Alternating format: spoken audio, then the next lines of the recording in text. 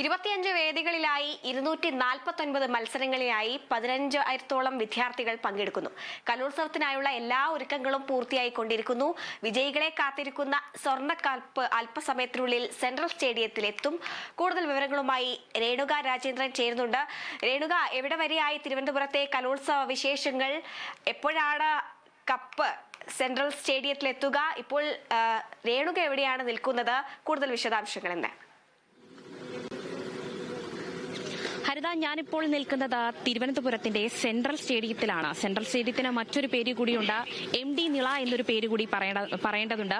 ഭാരതപ്പുഴ എന്നൊരു പേര് മാറ്റിയാണ് അടുത്തിടെ ഈ നമ്മളോടൊപ്പം വിട പറഞ്ഞ MD വാസുദേവൻ നായരുടെ ഒരു ഓർമ്മയുമായി ബന്ധപ്പെട്ട അല്ലെങ്കിൽ അദ്ദേഹത്തെ സ്മരിച്ചുകൊണ്ട് MD നിള എന്നൊരു പേര് കൊണ്ടുവരുന്നത്. ഞാനിപ്പോൾ നിൽക്കുന്നത് സെൻട്രൽ സ്റ്റേഡിയത്തിലേക്കാണ്. 63ാമത് സംസ്ഥാന സ്കൂൾ കലോത്സവം നാളെ അരങ്ങ് കയറുകയാണ്, കൊടി കയറുകയാണ്. ഇതൊരു വലിയ ആഘോഷമായി, ഒരു മത്സരമല്ല, ഒരു ഉത്സവമാണ് വേണ്ടതെന്ന വിദ്യാഭ്യാസ മന്ത്രിയുടെ വാക്കുകൾ പോലെ തന്നെ വളരെ വിപുലമായ രീതിയിലുള്ള പണികളാണ് ഇവിടെ നടന്നുകൊണ്ടിരിക്കുന്നത്. സെൻട്രൽ സ്റ്റേഡിയത്തിൽ ഇപ്പോൾ പണികളെല്ലാം അവസാനിച്ചുകൊണ്ടിരിക്കുന്നു, അല്ലെങ്കിൽ അവസാന ഘട്ടത്തിലേക്ക് എത്തുന്നു. ഇപ്പോൾ വീണ്ടും കുറെ കസാരകളൊക്കെ ഇറക്കുന്നുണ്ട്. ബാക്കി അറ്റകുറ്റപ്പണികൾ തീർക്കുന്ന തിരക്കിലാണ് ഇപ്പോൾ തലസ്ഥാന നഗരം എന്ന് വേണം പറയാൻ. അതോടൊപ്പം തന്നെ സ്വർണ്ണക്കപ്പ്, നമ്മുടെ പ്രധാന വിഷയമായ സ്വർണ്ണക്കപ്പാണ് ഇപ്പോൾ ഏറ്റവും മുൻഗണനയിലുള്ളത്, അല്ലെങ്കിൽ പരിഗണിക്കേണ്ട ഒരു കാര്യം. സ്വർണ്ണക്കപ്പ് ഇപ്പോൾ പൂജപ്പുരയിൽ 4:30 തന്നെ പൂജപ്പുര സ്കൂളിൽ സ്വർണ്ണക്കപ്പ് എത്തിയിട്ടുണ്ട്.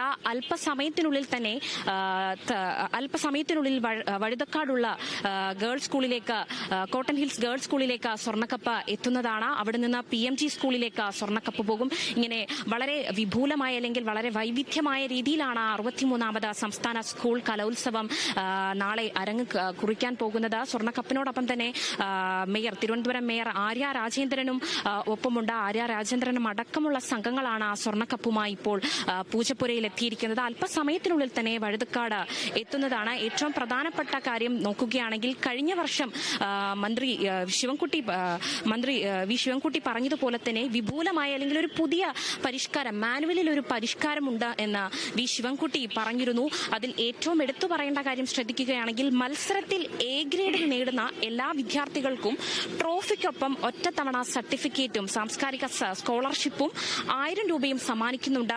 ഇതൊരു പുതിയൊരു മാനുവലാണ്. അതോടൊപ്പം തന്നെ എടുത്തു പറയേണ്ടത് 5 കലകൾ, 5 ഒരു ട്രൈബൽ അല്ലെങ്കിൽ ഒരു 5 ഗോത്രവർഗ കലകൾ ഇത്തവണ അരങ്ങിലേക്ക് എത്തുന്നതാണ്. മംഗലം കളി, പണിയാ നൃത്തം, മലപ്പുലയാട്ടം, ഇരുള നൃത്തം എന്നിങ്ങനെ 5 ഗോത്ര കലകളാണ് ഇപ്പോൾ നാളെ തന്നെ അരങ്ങ് കുറിക്കാൻ പോകുന്നത്. ചരിത്രത്തിൽ ആദ്യമായിട്ടാണ് ഇത്തരമൊരു കലകൾ കൂടി സ്കൂൾ കലോത്സവത്തിലേക്ക് ചേർത്തിരിക്കുന്നത് എന്ന് വേണം പറയാൻ. ഏറ്റവും എടുത്തു പറയേണ്ട കാര്യം, ഇന്ന് 10:00 തന്നെ പൂജപ്പുരയിൽ ഒരു ഉദ്ഘാടന ചടങ്ങ് അല്ലെങ്കിൽ ഒരു പാലുകാച്ചൽ നടത്തി എന്ന് വേണം പറയാൻ. അതോടൊപ്പം തന്നെ എടുത്തു പറയേണ്ട ഒരു കാര്യം ശ്രദ്ധിക്കുകയാണെങ്കിൽ, KSRTC ബസ് സ്റ്റാൻഡിലും റെയിൽവേ സ്റ്റേഷനിലും വിദ്യാർത്ഥികൾക്കായൊരു ഹെൽപ്പ് ഡെസ്ക് സജ്ജമാക്കിയിട്ടുണ്ട്. ഇപ്പോൾ നിരവധി വിദ്യാർത്ഥികൾ വന്നുകൊണ്ടിരിക്കുകയാണ്. ഉച്ചയോട് തന്നെ ഒരു ജില്ലയിലുള്ള ടീം അവിടെ എത്തിയിട്ടുണ്ടെന്നാണ് അറിയാൻ കഴിഞ്ഞത്. അവർ അല്പസമയത്തിനുള്ളിൽ തന്നെ അവർ താമസ സ്ഥലത്തേക്ക് മാറുന്നതാണ്. ജില്ലയിൽ നോക്കുകയാണെങ്കിൽ 25 കേന്ദ്രങ്ങളിലായിട്ടാണ് താമസ സൗകര്യം ഒരുക്കിയിരിക്കുന്നത്. 25 സ്കൂളുകളിലായിട്ടാണ് താമസ സൗകര്യം ഇപ്പോൾ നിലവിൽ ഒരുക്കിയിരിക്കുന്നത്. വളരെ വിപുലമായ രീതിയിലാണ് ഇത്തവണ. അവിടെയും ഒരു മാനുവൽ പരിഷ്കാരം ഉണ്ടായിട്ടുണ്ട് എന്ന് വേണം പറയാൻ. പഴയ രീതിയിൽ നോക്കുകയാണെങ്കിൽ, പണ്ട് ബെഞ്ചും ഡെസ്കിലുമൊക്കെ വിദ്യാർത്ഥികൾ കിടക്കുന്ന രീതിയിലായിരുന്നു സൗകര്യം ഒരുക്കിയിരുന്നതെങ്കിൽ ഇപ്പോൾ വളരെ വിപുലമായ രീതിയിൽ അവർക്കൊരു പായ, തലയണ എന്നീയൊരു രീതിയിലേക്കൊക്കെ മാറുന്നുണ്ട് എന്ന് വേണം മനസ്സിലാക്കാൻ കഴിയുന്നത്. അതോടൊപ്പം തന്നെ എടുത്തു പറയേണ്ട കാര്യം, 2016 അവസാനമായി തിരുവനന്തപുരത്ത് സ്കൂൾ കലോത്സവം വേദിയാകുന്നത്. നീണ്ട 9 വർഷത്തിന് ശേഷം വീണ്ടും തിരുവനന്തപുരം അരങ്ങു കുറിക്കുകയാണ്. തിരുവനന്തപുരം ഒരു മാമാങ്കമായി അല്ലെങ്കിൽ ഒരു കലോത്സവ വേദിയായി വീണ്ടും തിളങ്ങാൻ പോവുകയാണ്. ഒരു നീണ്ട 9 വർഷത്തിന് ശേഷം വീണ്ടും തിരുവനന്തപുരത്തിലേക്ക് സ്കൂൾ വിദ്യാർത്ഥികൾ വളരെ ആഘോഷത്തോടെ എത്തുകയാണ്. തലസ്ഥാന ഉത്സവം എന്ന് വേണം പറയാൻ, കേരളത്തിന്റെ ഒരു സംസ്ഥാന ഉത്സവം വേണമെന്നും പറയാൻ. അതോടൊപ്പം തന്നെ വി ശിവൻകുട്ടി മുൻകൂട്ടി മുൻകൂട്ടി തന്നെ ഓരോരോ കാര്യങ്ങൾ മന്ത്രി വി ശിവൻകുട്ടി നമ്മളോട് പറഞ്ഞിട്ടുണ്ടായിരുന്നു. മത്സരമല്ല വേണ്ടത്, ഒരു ഉത്സവമായാണ് ഇതിനെ കാണേണ്ടത്.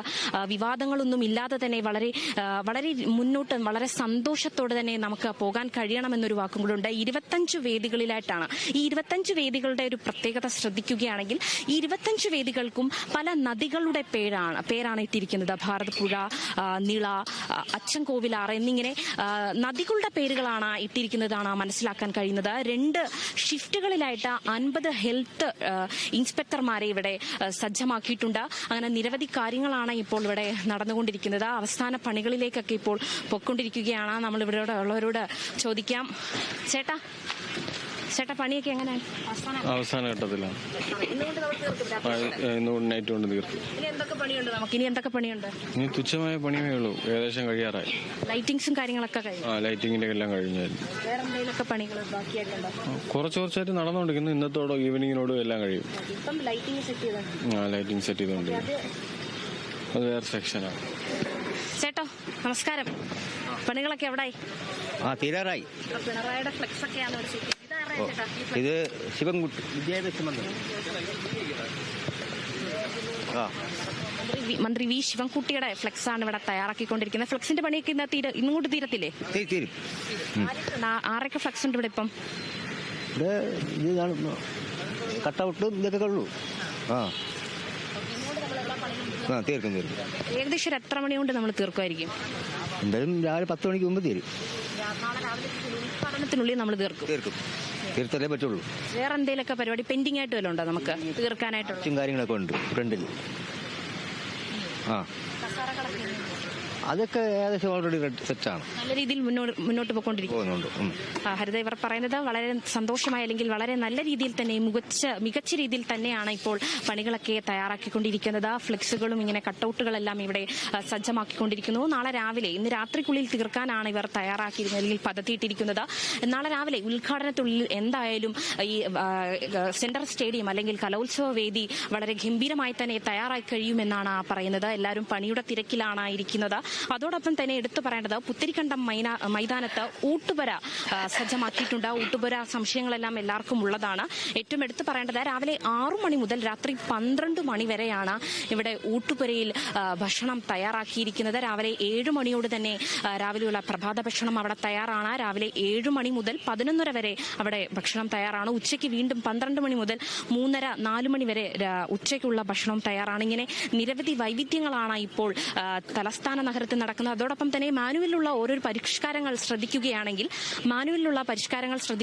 പ്ലാസ്റ്റിക് ബോട്ടുകൾ ഹരിത കർമ്മസേനയുടെ നേതൃത്വത്തിൽ പ്ലാസ്റ്റിക് ബോട്ടിലുകൾ ഇത്തവണ തലസ്ഥാനത്ത് ഉണ്ടാകില്ല എന്നൊരു ഉറപ്പാണ് നൽകുന്നത്. അവരിൽ നിന്നും പിഴ ഈടാക്കുന്നതാണ്. 10 രൂപ അവരിൽ നിന്നും വാങ്ങുന്നതാണ്. തിരികെ പോകുമ്പോൾ നൽകും എന്നൊരു വാർത്തയും നമുക്ക് ലഭിക്കുന്നുണ്ട്. പ്ലാസ്റ്റിക് ബോട്ടിലുകൾ ഇത്തവണ ഈ തിരുവനന്തപുരം നഗരത്തേക്ക് അല്ലെങ്കിൽ കലോത്സവ വേദിയിലേക്ക് കൊണ്ടുവരാൻ പാടില്ല. വിദ്യാർത്ഥികളും അധ്യാപകരും അതോടൊപ്പം തന്നെ വിദ്യാർത്ഥികളുടെ അച്ഛന്മാർ എന്നിവരെല്ലാവരും ഈ പ്ലാസ്റ്റിക് ബോട്ടുകൾ അജൈവ മാലിന്യം വേർതിരിക്കുന്ന രീതിയിലുള്ള പുരോഗമനം ഇവിടെ നടക്കുന്നുണ്ട്. തലസ്ഥാന നഗരം വളരെ ശ്രദ്ധേയമായിക്കൊണ്ടിരിക്കുകയാണ്. വളരെ വിദ്യാർത്ഥികളാൽ സജ്ജമാക്കാൻ പോകുന്നു. നാളെ തന്നെ പുത്തിരിക്കണ്ടം മൈതാനമാണെങ്കിലും അല്ലെങ്കിൽ നിരവധി വേദികൾ 25 വേദികൾ നാളെ വിദ്യാർത്ഥികളാൽ തിങ്ങിനിരയാൻ പോവുകയാണ്. വളരെ ആവേശത്തോടെയാണ്. സ്വർണ്ണക്കപ്പാണ് നമ്മുടെ മെയിൻ താരം. സ്വർണ്ണക്കപ്പ കഴിഞ്ഞ കൊല്ലം കണ്ണൂർ ജില്ല അടിച്ചെങ്കിൽ, കൊല്ലത്ത് നടന്ന കലോത്സവത്തിൽ കഴിഞ്ഞ വർഷം കണ്ണൂർ ജില്ല അടിച്ചെങ്കിൽ, ഇത്തവണ സ്വർണ്ണക്കപ്പ ആരടിക്കും അല്ലെങ്കിൽ ആര് കൊണ്ടുപോകും എന്നുള്ളൊരു കാര്യമാണ് പറയാനുള്ളത്. ഇത്തവണ ആര് കൊണ്ടുപോകും എന്നുള്ള കാര്യങ്ങൾ 2 ദിവസത്തിനുള്ളിൽ തന്നെ നമുക്ക് പട്ടികകളെല്ലാം ലഭിക്കും, സ്കോറിംഗ് നിലകൾ ലഭിക്കും. അതിൽ നിന്നും നമ്മൾക്ക് വിശദമായി തന്നെ മനസ്സിലാക്കാൻ കഴിയും ഓരോ വിദ്യാർത്ഥികൾ അല്ലെങ്കിൽ ഓരോ വിദ്യാർത്ഥികളുടെ കഴിവ് തെളിയിക്കാൻ കഴിയുന്ന ഒരു വേദി കൂടിയാണ് 63ാമത് സംസ്ഥാന സ്കൂൾ കലോത്സവം എന്ന് വേണം പറയാൻ. വളരെ മികച്ച രീതിയിൽ തന്നെ 100-ലധികം തൊഴിലാളികളെ ഉൾപ്പെടുത്തിക്കൊണ്ട് ക്ലീനിങ്ങും എല്ലാ കാര്യങ്ങളും വളരെ പുരോഗമിച്ചുകൊണ്ടിരിക്കുകയാണ്. എല്ലാ രീതിയിലും, അതായത് വിദ്യാർത്ഥികൾക്കുള്ള സൗകര്യമാണെങ്കിലും ശരി, തലസ്ഥാന നഗരത്ത് ഈ വേദികൾ തയ്യാറാക്കുന്ന രീതിയിലാണെങ്കിലും ശരി, വളരെ പ്ലാനിങ്ങോടെ പദ്ധതിയോടെ ഒരു വീഴ്ച സംഭവിക്കരുതെന്നൊരു ആശയത്തോടെ കൂടെ തന്നെയാണ് ഇത്തവണത്തെ സംസ്ഥാന സ്കൂൾ കലോത്സവം നടക്കാൻ പോകുന്നത്. ഹരിത രേണുക, അതേസമയം തന്നെ നമുക്കറിയാം 25 വേദികളാണുള്ളത്. ഈ 25 വേദികൾക്കും നദികളുടെ പേരുകളാണ് നൽകിയിട്ടുള്ളതെന്നൊക്കെ അറിഞ്ഞു. ഈ 25 വേദികളും എവിടെയാണ് എന്നുള്ള കൺഫ്യൂഷനൊക്കെ ആൾക്കാർക്കൊക്കെ ഉണ്ടാകും. അത്തരത്തിലുള്ള വിവരങ്ങൾ എന്തെങ്കിലും പങ്കുവെക്കാമോ? 25 വേദികൾ ശ്രദ്ധിക്കുകയാണെങ്കിൽ പല വേദികളും നദികളുടെ പേരുകളിലാണ് അറിയപ്പെടുന്നത്. ഈ 25 വേദികളും നോക്കുകയാണെങ്കിൽ ഭാരതപ്പുഴ, അതോടൊപ്പം തന്നെ പെരിയാർ, പമ്പയാർ, അച്ഛൻ കോവിലാർ, കരമനയാർ, ഭവാനി നദി എന്നിങ്ങനെ മണിമലയാർ, മീനച്ചിലാർ തുടങ്ങി നിരവധി നദികളുടെ പേരുകളിലാണ് ഈ വേദികളെല്ലാം തന്നെ അറിയപ്പെടുന്നത്. വളരെ അടുത്ത് തന്നെയാണ് ഈ വേദികളും സജ്ജമാക്കിയിരിക്കുന്നത്. വിദ്യാർത്ഥികൾക്കായുള്ള വാഹന സൗകര്യങ്ങളും പല വേദികളിലേക്ക് എത്താനുള്ള വാഹന സൗകര്യങ്ങളും ഇവിടെ തയ്യാറാക്കിയിട്ടുണ്ട്.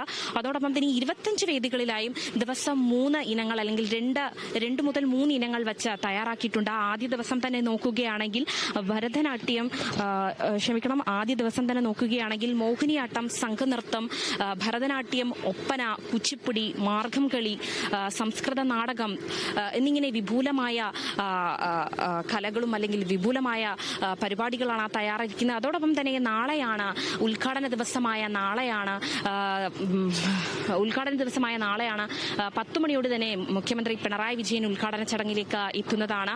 അതിനുള്ളിൽ തന്നെ ഇവിടുത്തെ പരിപാടികളെല്ലാം ഇപ്പോൾ അവസാനിക്കുമെന്ന് തന്നെയാണ് മനസ്സിലാക്കാൻ കഴിയുന്നത്. വളരെ വിപുലമായ രീതിയിലെല്ലാം തയ്യാറാക്കി കഴിഞ്ഞിട്ടുണ്ട്. എടുത്തു പറയേണ്ട ഒരു കാര്യം, നാളെ 10 മണിയോടെ തന്നെ ഉദ്ഘാടന ചടങ്ങ് നടക്കുകയാണ്. ഉദ്ഘാടന വേദിയിൽ വയനാട്ടിൽ നിന്നുമുള്ള വിദ്യാർത്ഥികൾ 33 സ്കൂളിലെ വെള്ളാർ സ്കൂളിലുള്ള 33 വിദ്യാർത്ഥികൾ മരണമടഞ്ഞ ആ സ്കൂളിലുള്ള ബാക്കി വിദ്യാർത്ഥികൾ വളരെ അതിജീവനത്തിന്റെ ഒരു ഇതായിട്ടാണ് അവർ വരുന്നത്. അതിജീവനത്തിന്റെ ഒരു സംഘനൃത്തം അവരുടെ ഉണ്ടാകുന്നതാണ് വെള്ളാർ സ്കൂളിൽ നിന്നും. അതോടൊപ്പം തന്നെ കലാമണ്ഡലത്തിൽ നിന്നും തിരഞ്ഞെടുക്കപ്പെട്ട വിദ്യാർത്ഥികൾ കലാമണ്ഡലത്തിൽ നിന്നുള്ള വിദ്യാർത്ഥികളുടെ റിഹേഴ്സൽ അല്പസമയത്തിനു മുമ്പ് ഇവിടെ പ്രധാന വേദിയിൽ നടത്തിയിരുന്നു. അവരുടെ ഒരു പരിപാടിയും ഉദ്ഘാടന ചടങ്ങോടി കൂടെ തന്നെ കലാമണ്ഡലത്തിൽ നിന്നുള്ള വിദ്യാർത്ഥികളുടെ പരിപാടിയും അതോടൊപ്പം തന്നെ വയനാട്ടിൽ നിന്നും വരുന്ന വിദ്യാർത്ഥികളുടെ പരിപാടിയും ഇവിടെ നടക്കുകയാണ്. ഏറ്റവും എടുത്തു പറയേണ്ട കാര്യം, ഇവിടെ വേദികളിൽ ശ്രദ്ധിക്കുകയാണെങ്കിൽ ഓരോ വേദികളിലായിട്ട് ഓരോ മത്സര ഇനങ്ങളുടെ ചിഹ്നങ്ങളാണ് ഇവിടെ തയ്യാറാക്കിയിരിക്കുന്നത്. മൃദംഗം, വീണ, വയലിൻ തുടങ്ങി ഇങ്ങനെ ഓരോ സിംബലുകൾ ഇവിടെ തയ്യാറാക്കി കഴിഞ്ഞിരിക്കുകയാണ്. അതോടൊപ്പം തന്നെ എടുത്തു പറയേണ്ടത്, വളരെ വൈവിധ്യമായ രീതിയിൽ ഓരോരോ സംസ്ഥാന സ്കൂൾ കലോത്സവം വരുമ്പോഴും വളരെ വൈവിധ്യമായ രീതിയിലാണ് കലോത്സവ വേദികൾ ഇവിടെ തയ്യാറാക്കിക്കൊണ്ടിരിക്കുന്നത്. ഇതിൽ യാതൊരു വീഴ്ചയും സംഭവിക്കാത്ത രീതിയിൽ വിദ്യാർത്ഥികൾ ഒരു സംഘർഷം ഉണ്ടാക്കരുതെന്നുള്ള കാര്യങ്ങളെല്ലാം തന്നെ പറയുന്നുണ്ട്. വളരെ മികച്ച രീതിയിലുള്ള കാര്യങ്ങളാണ് ഇവിടെ തയ്യാറാക്കിയിരിക്കുന്നത്. 63ാമത് കേരള സ്കൂൾ കലോത്സവം നാളെ ഇവിടെ അരങ്ങു കുറിക്കാൻ പോകുകയാണ്. പൊതുവിദ്യാഭ്യാസ വകുപ്പിന്റെയും സർക്കാരിന്റെയും വളരെ സജ്ജമായ ഒരു തീരുമാനങ്ങളും പദ്ധതികളുമാണ് ഇവിടെ തയ്യാറാക്കിക്കൊണ്ടിരിക്കുന്നത്. വളരെ മികച്ച രീതിയിൽ തന്നെ ഈ 5 ദിവസം തലസ്ഥാനത്ത് വളരെ മികച്ച രീതിയിൽ തന്നെ തലസ്ഥാനത്ത് ഈ 5 ദിവസം പരിപാടികൾ നല്ല രീതിയിൽ തന്നെ തുടരുമെന്ന് കരുതുന്നു. ഹരിത. രേണുക, ഒരു ചോദ്യം രേണുകയോടെയാണ്. ഇതിനു മുന്നേ സംസ്ഥാന കലോത്സവത്തിൽ രേണുക പങ്കെടുത്തിട്ടുണ്ടോ ഒരു വിദ്യാർത്ഥിയായിട്ട്? തീർച്ചയായും. ഞാൻ നേരത്തെ ദേശഭക്തി ഗാനത്തിന് കണ്ണൂരിൽ കലോത്സവം നടക്കുന്ന സമയത്ത് ഞാൻ ദേശഭക്തി ഗാനത്തിന് പങ്കെടുത്തിട്ടുണ്ട്. ഞങ്ങളുടെ സ്കൂളിൽ ഞാൻ പത്തനംതിട്ട റിപ്പബ്ലിക്കൻ സ്കൂളിലാണ് പഠിച്ചത്. അവിടുന്ന് A ഗ്രേഡോട് കൂടെ തന്നെയാണ് ഞങ്ങൾ വിജയിച്ചത്. ഈ വർഷവും ഞങ്ങളുടെ അധ്യാപിക ഇവിടെ വരുമെന്ന് ഞാൻ കരുതുന്നു, വിദ്യാർത്ഥികളുമായി വരുമെന്ന് കരുതുന്നുണ്ട്. എന്നെ സംബന്ധിച്ചോളം നോക്കുകയാണെങ്കിൽ ഇത്രയും നാളൊരു വിദ്യാർത്ഥി എന്ന നിലയിൽ ഞാൻ ഇവിടെ കലോത്സവ വേദികളിൽ വന്നിട്ടുണ്ട്. ആദ്യമായിട്ടാണ് ഒരു മാധ്യമ പ്രവർത്തകയെ അല്ലെങ്കിൽ ഒരു റിപ്പോർട്ട് ചെയ്യാനുള്ള ഒരു അവസരം എനിക്ക് കലോത്സവത്തിൽ നിന്നും ലഭിക്കുന്നത്. ഞാൻ വളരെ എക്സൈറ്റഡ് ആണ്, അല്ലെങ്കിൽ വളരെ സന്തോഷമാണ്. ഒരു വിദ്യാർത്ഥിയായി വന്ന് മത്സരിക്കുന്നതിൽ പോലെ തന്നെയാണ് ഒരു മാധ്യമ പ്രവർത്തകയായി വന്ന കലാരൂപങ്ങളെ പറ്റിയും അല്ലെങ്കിൽ വിദ്യാർത്ഥികൾക്കിടയിൽ ചെന്ന് സംസാരിക്കാൻ കഴിയുന്നതും ഒരു ഭാഗ്യമായി കരുതുന്നു. ഹരിത. അതേസമയം തന്നെ ഈ മലബാറിൽ നിന്നാണ് കപ്പ് ഇങ്ങോട്ടേക്ക് വരുന്നത്. കണ്ണൂരാണ് കഴിഞ്ഞ തവണ വിജയികളായത്. മലബാറിൽ നിന്ന് ഇപ്പോൾ വീണ്ടും തിരുവനന്തപുരത്തേക്ക് കപ്പ് എത്തിയിരിക്കുന്നു. ആര് കപ്പടിക്കും എന്ന കാര്യത്തിൽ എല്ലാവർക്കും ഒരു ആകാംക്ഷയുണ്ടല്ലേ? തീർച്ചയായും. ഏത് ജില്ലയാണ് ഇത്തവണ കപ്പടിക്കുന്നത്? കണ്ണൂർ തന്നെ ഇത്തവണയും കൊണ്ടുപോകുമോ, അതോ വയനാട് കൊണ്ടുപോകുമോ? വയനാട് അതിജീവനത്തിന്റെ ഒരു ജില്ല എന്ന് കൂടെ വിശേഷിപ്പിക്കാൻ വയനാടുകാർ കൊണ്ടുപോകുമോ, അതോ തിരുവനന്തപുരം തന്നെ സ്വന്തമാക്കുമോ എന്ന കാര്യം അറിയില്ല. നമ്മുടെ മുന്നിൽ 14 ജില്ലകളുണ്ട്. ഈ 14 ജില്ലയിൽ ആരാണ് നാളെ അല്ലെങ്കിൽ ആർക്കാണ് ഈ കപ്പ് സ്വന്തം എന്നുള്ളൊരു കാര്യം കൂടെ സംശയമാണ്. കണ്ടിരിക്കേണ്ടതുണ്ട്. ഏത് വിദ്യാർത്ഥികളുടെ മികവിനാണ് അല്ലെങ്കിൽ ഏത് ജില്ലയുടെ മികവിനാണ് സ്വർണ്ണക്കപ്പ് സ്വന്തമാകാൻ പോകുന്നതെന്ന് നമ്മൾ കണ്ടിരിക്കേണ്ടതുണ്ട്. ഹരിത. അതേസമയം തന്നെ അവിടേക്ക് വിദ്യാർത്ഥികളൊക്കെ എത്തിത്തുടങ്ങിയോ? അധ്യാപകർ എത്തുന്നുണ്ടോ? വിദ്യാർത്ഥികളൊക്കെ വേദികളൊക്കെ കാണാനായിട്ട് എത്തുന്നുണ്ടോ അവിടെ? സെൻട്രൽ സ്റ്റേഡിയത്തിൽ ഇപ്പോൾ നോക്കുകയാണെങ്കിൽ നിലവിൽ നാളെ നടക്കാനുള്ള ഉദ്ഘാടന ചടങ്ങിനുള്ള പരിപാടികളാണ് ഇവിടെ തയ്യാറാക്കിക്കൊണ്ടിരിക്കുന്നത്.